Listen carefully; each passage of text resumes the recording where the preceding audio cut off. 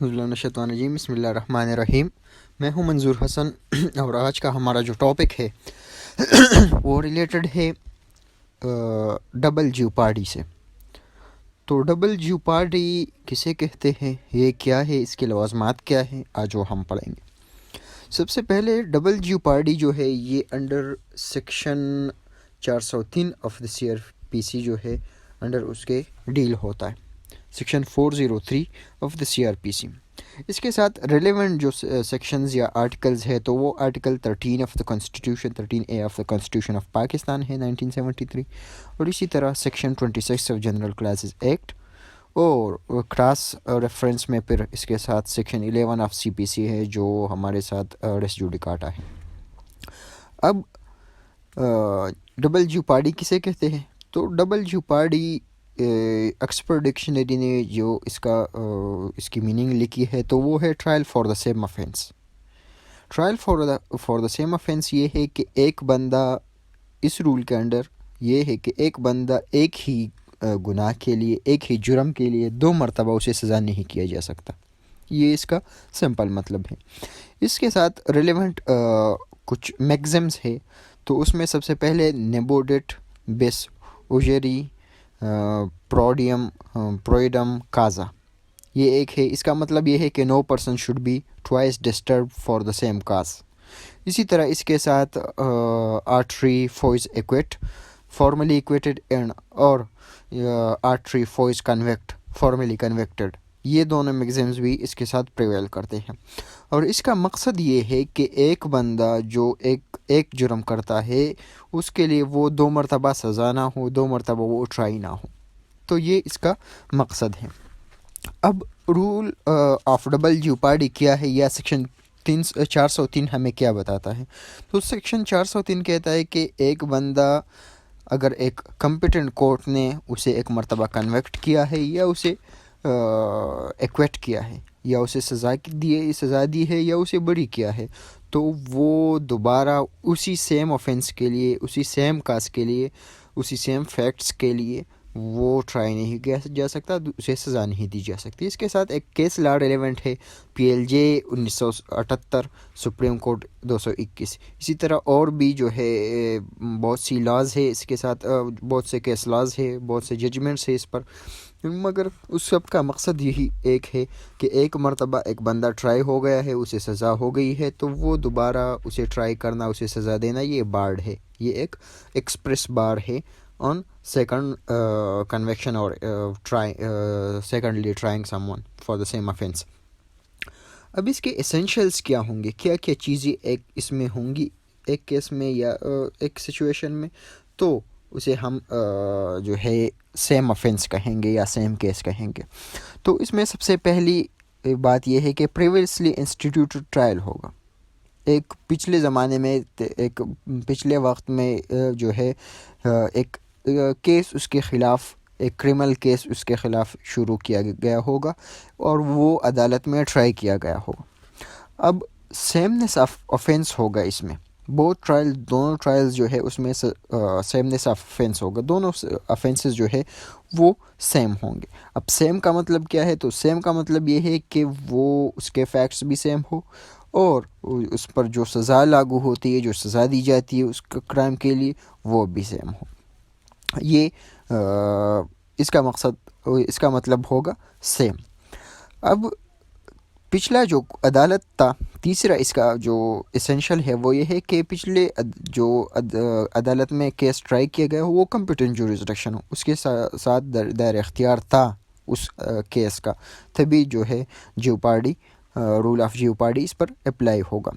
चौथा जो है वो बात, चौथी जो एसेंशियल है वो ये है कि या तो कन्विक्टेड होगा ये बंदा या एक्विटेड होगा। अब कन्विक्शन या एक्विटल का मतलब क्या है, तो कन्विक्शन ये है कि उसे सज़ा दी गई हो, जो सज़ा उसके उस जुर्म के लिए थी वो दी गई हो, या एक्विटेड होगा। एक्विटेड का मतलब ये है कि वो जो केस उसके ख़िलाफ़ इंस्टीट्यूट हुआ था वो प्रूव नहीं हुआ, वो साबित नहीं हुआ, उसे बग़ैर सज़ा के उसे बरी कर दिया गया। ये थी इसके एसेंशियल्स। और आखिरी जो है इसमें एक एसेंशियल 5वां वो ये है कि जो कन्विक्शन या एक्विटल की गई हो वो इन्फोर्स्ड हो, صرف عدالت نے سنائی نہیں ہو، اس پر جو ہے ایگزیکیوشن بھی اس کی ہوئی ہو، اس پر عمل درآمد کیا گیا ہو۔ اب ایک بات اس میں آتی ہے کہ اگر ایک بندہ ایک افینس کرے اور وہ 2 لاس کو جو ہے وہ وائلیٹ کرتی ہو، 2 جو ہے جرم کنسٹیٹیوٹ کرتے ہو انڈر دو مختلف لاس کے انڈر جو ہے وہ افینس کنسٹیٹیوٹ کرتے ہو، تو اس کا سچویشن کیا ہوگا؟ تو اس کے لیے آرٹیکل 13 آف دا کنسٹیٹیوشن اور اگر section 26 of the general classes act ہم دیکھ لیں، اسی طرح اس کے ساتھ جو ہے سیکشن 403 اور جو ججمنٹس اس پہ آئے، ایک ہمارے ساتھ اگر ہم دیکھ لیں 2000 PCRLJ 204 پیج پر، تو اس میں یہ دیا گیا ہے کہ اگر ایک مرتبہ ایک بندہ ایک افینس کے لیے ایک لا کے انڈر وہ کنوکٹڈ ہے یا ایکویٹڈ ہے، وہ ٹرائیڈ ہے، تو خواہ وہ دوسرے لا کے یا دوسرے قانون کے تحت ایک